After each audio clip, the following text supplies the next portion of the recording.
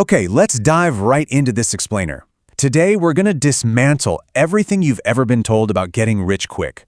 The financial world is just full of noise, hype, and these overnight success fairy tales that frankly do more harm than good. So we're stripping all of that away to look at the raw, unfiltered truth of what it actually takes to build lasting wealth, straight from the data and proven strategies. Let's get to it.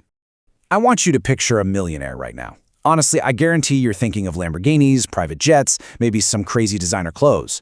We are totally conditioned by social media and TV to associate wealth with this highly visible, extravagant consumption. But, as you'll see throughout this breakdown, the reality of what true wealth actually looks like, it's going to completely shock you. Here's our exact blueprint for today. First, we're uncovering the illusion of wealth. Second, destroying your debt. Third, saving on literally any income. And finally, the real wealth blueprint.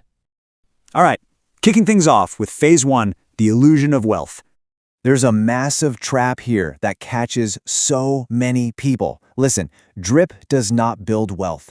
Discipline does. Every single dollar you spend optimizing your Instagram highlight reel to impress people is a dollar stolen directly from your actual future. The data shows us time and time again that the people who look the richest are usually the ones carrying the most credit card debt with zero actual savings behind that aesthetic. Real wealth isn't what you see. It's the invisible assets and the boring investments you don't see. To escape that trap, you absolutely have to take control with a basic structural plan, like the 50-30-20 rule. Because look, if you don't tell your money exactly where to go, you will always wonder where it went. And this isn't a prison, it's a blueprint. You put 50% toward your absolute needs, 30% to the things you want, and a non-negotiable 20% strictly for savings and investments. Keeping it this simple ensures you're actually building a gap between what you earn and what you spend. The absolute most crucial point here is that time is your greatest asset. Think about this mathematical reality for a second.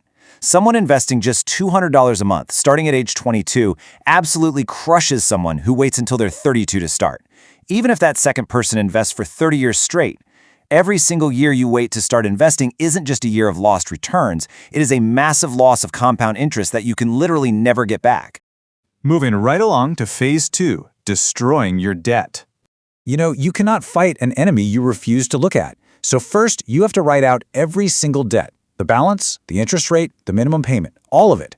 Second, stop the bleeding by literally cutting up the credit cards. No new debt, period.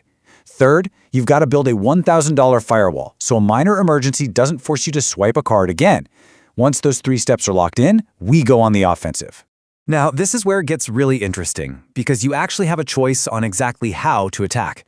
You can use the avalanche method, which targets the highest interest rate first to save you the absolute most money over time, or you can use the snowball method, attacking the smallest balance first to get those quick, massive psychological wins. Honestly, the best method is simply the one you'll actually stick to when things get tough.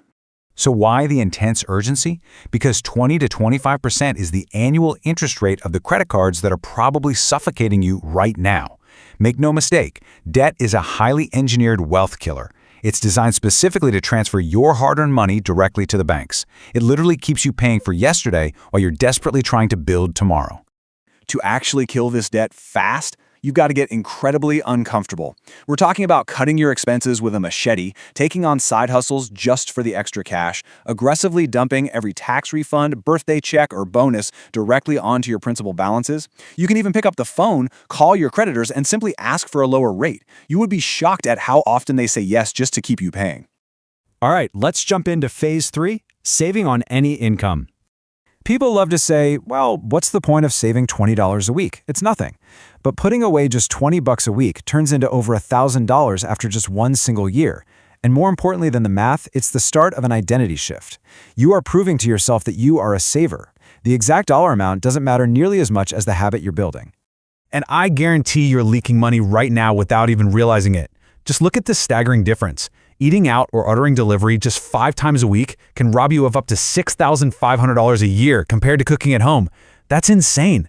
Buying groceries and meal planning aren't just cute cooking tips, they are literal wealth-building strategies disguised as kitchen habits. If you struggle with impulse spending, you absolutely need to apply the 24-hour rule. Before buying anything non-essential, you walk away or you leave it in your digital cart for a full day. What you'll quickly realize is that the vast majority of impulse purchases feel completely different after 24 hours. What felt like an absolute die-hard necessity was actually just a dopamine hit dressed up as an emergency. Look, you must protect your money from yourself. The single most powerful move you can make is to automate your savings transfer, the exact day you get paid, moving it entirely out of sight. You also need to ruthlessly audit your subscriptions. If you don't use it weekly, cancel it. And if digital spending is a trap for you, switch to physical cash envelopes. Actually feeling the physical cash leave your hand, it fundamentally changes your awareness in your spending behavior. Now, for the final stage, Phase 4, the Real Wealth Blueprint. I want you to forget the influencers for a second.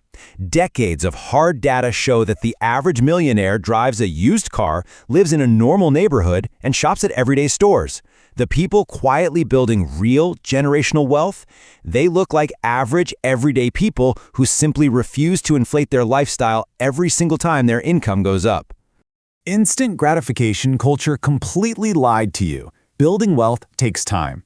The average age of a first-generation millionaire is actually in their late 40s or early 50s. This is a 20 to 30-year marathon, guys, not a 20-month sprint. You start consistently in year 1, you let compounding do the heavy lifting by year 15, and you reach your true financial milestones by year 30. And remember, a high salary alone won't save you. Making $200,000 a year means absolutely nothing if you spend every penny of it. Income without discipline is just a leaky bucket. The wealthy focus obsessively on their net worth, meaning how much they actually keep and grow, while everyone else focuses entirely on their salary and what they can immediately spend it on.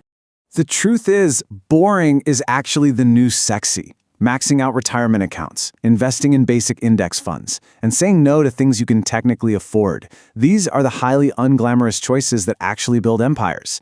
The wealthy use debt strategically to buy assets, never to fund their lifestyles.